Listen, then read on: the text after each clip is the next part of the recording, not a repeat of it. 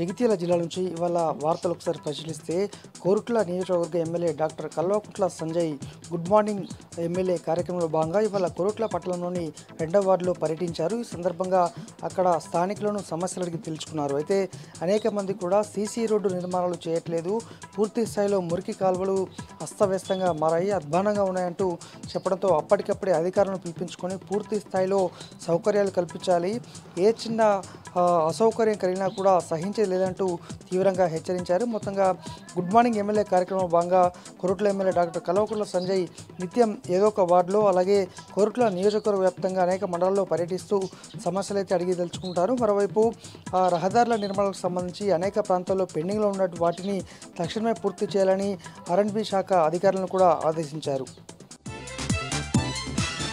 మరొక వార్త, కొడిమ్యాల మండలం నాచ్పల్లి జేఎన్టీయులో నిన్న కోతుల బెడద కారణంగా కళాశాలకు వెళ్తున్నటువంటి జేఎన్టీయు విద్యార్థిని వైష్ణవి అనేటువంటి విద్యార్థినిని ఏకకాలంలో అనేక కోతులు కూడా మెడ భాగంలో దాడికి పాల్పడ్డాయి. దీంతో తక్షణమే కొడిమ్యాల దవాఖానకు తరలించి అక్కడి నుంచి జగిత్యాల ప్రధాన ఆసుపత్రికి తరలించి అయితే ట్రీట్మెంట్ అందించారు. అయితే నిత్యం అంటే విద్యార్థినీలు కళాశాలకు వెళ్తున్నటువంటి సందర్భంలో అక్కడే ఉన్నటువంటి కోతులు చేతిలో ఏది ఉన్నా సరే లాక్కెళ్ళడము, అలాగే వారిని కరవడం అనేటువంటి పరిపాటిగా మారిందని అక్కడ స్థానికులు చెప్తున్నారు. ఇప్పటికే కుక్కల ద్వారా రేబిస్ వ్యాధి సంక్రమిస్తున్న నేపథ్యంలో ఈ కోతుల కారణంగా కూడా అనేక మందిలో అయితే గాయాల పాలవుతున్నటువంటి సందర్భం. మరి జేఎన్టీలో ఈ కోతుల బెడను అరికట్టాలని కూడా స్థానిక ఇటు విద్యార్థినులతో పాటు కుటుంబ సభ్యులు అయితే కోరుతున్నారు.